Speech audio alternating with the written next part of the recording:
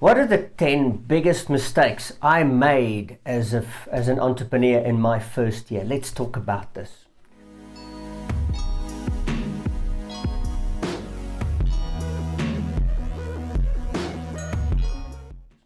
Hi, I'm Willem Gous from The Human Entrepreneur, where we aim to keep entrepreneurs in the game by starting with the entrepreneur first instead of the business first. Businesses come and go, but the one thing that remains is the entrepreneur.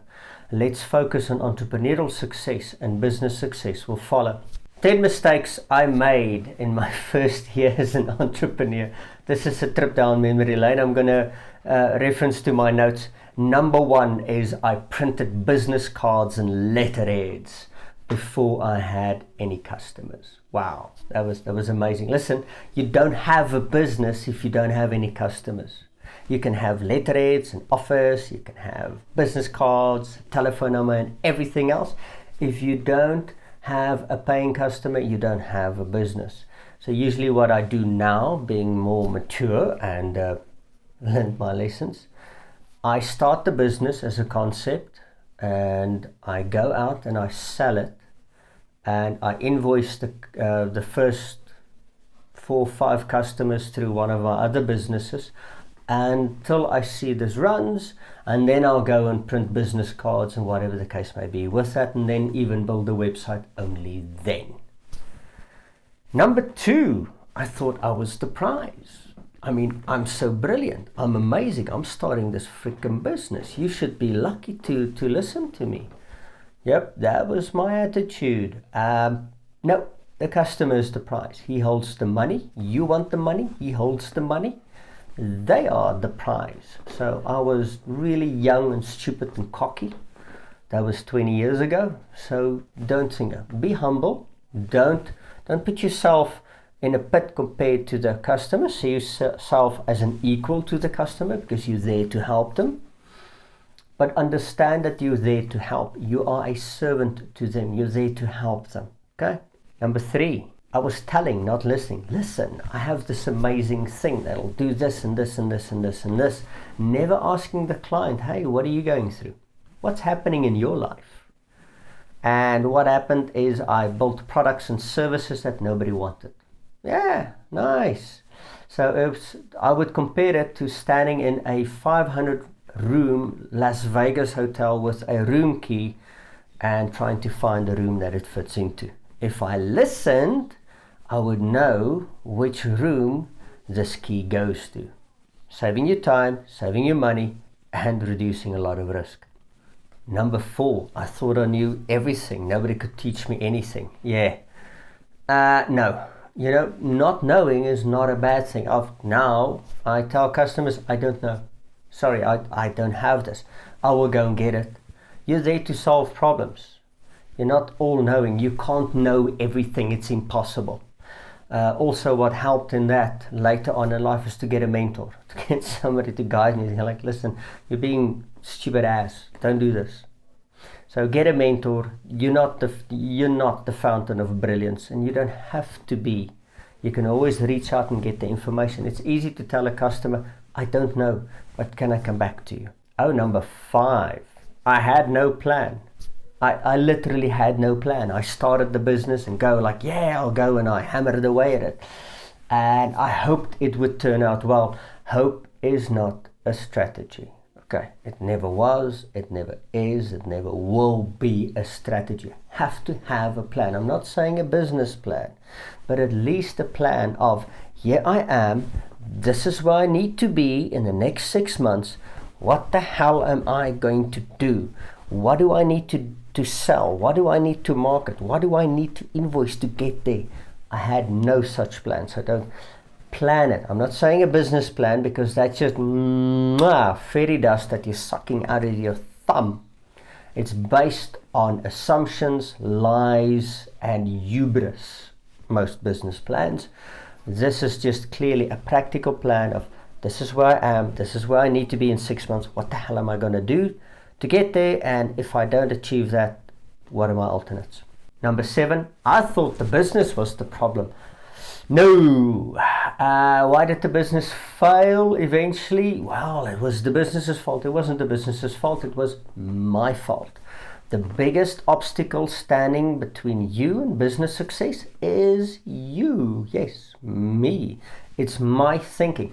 Your thinking leads to your actions, and your actions determine your results. If your results suck, guess what we can say about my thinking?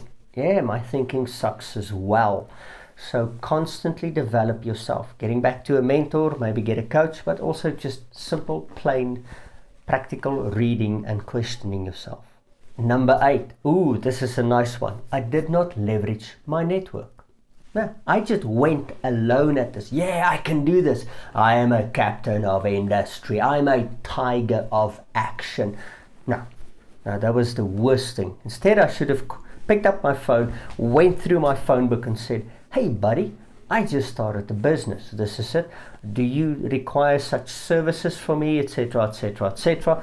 Do you know of anybody else? Can you introduce me to something? Just leverage your network.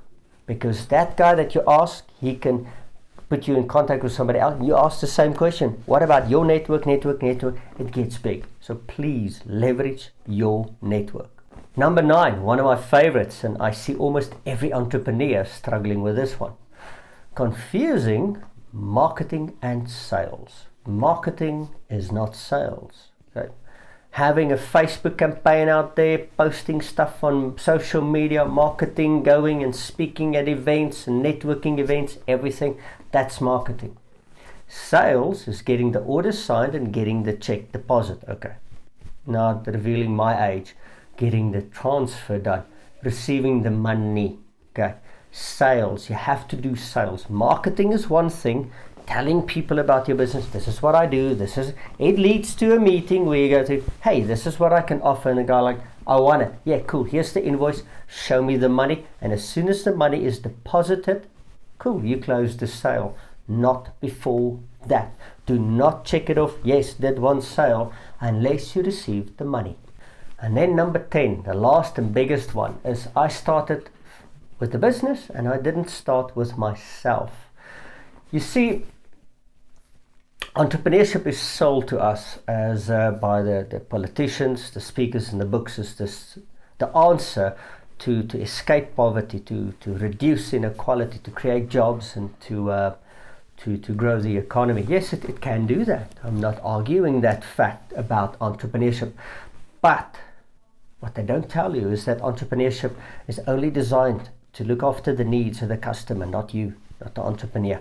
Look at the life, working conditions, and financial stability of a typical entrepreneur, and you see I speak the truth. Entrepreneurship, in a sense, is killing the entrepreneur. So you need to start with yourself first. What do I need? Just like when you go into a job interview. What is the company? What is the career path? Will it provide to me financially here and going forward? You need to ask the same of your business. No, but it's too early still. No, it's not. Then you can determine from the business model, you can see how many customers I need to generate, what do I need to do, what the structure needs to look like in order for this business to give me what I want. And then you can go like, oh crap, it'll never deliver this. What do you do then? Don't get involved in that business. Okay, why? So like one entrepreneur didn't do this that I mentored on a program last year, and this entrepreneur said to me, oh, at the end of the year I will have a C-Class Mercedes and this 9 million rand house, or 9 million rand, that's about $300,000 house by the end of the year. Then I went like, oh, that's interesting, and I did the calculations. They were consulting. That meant they had to sell 1.3 million hours of consulting in 1 year. Their eyes went like this. Obviously that didn't pan out. We had to innovate the business, play with the profit margins, reduce the house a little bit, etc., etc. But start with yourself. This business is there to serve you. You're a customer too, okay? And when you think about it this way, it creates a co-creation relationship between you, the business, and the customer. Hope this helped you. Hope that you're not going to make the same mistakes as I did. If you liked the video, comment. I would love to hear your comments about it, but especially share it with anybody else who is an entrepreneur, who wants to become an entrepreneur, or thinking, or anybody else that you think will get a lot of value out of this. Thank you.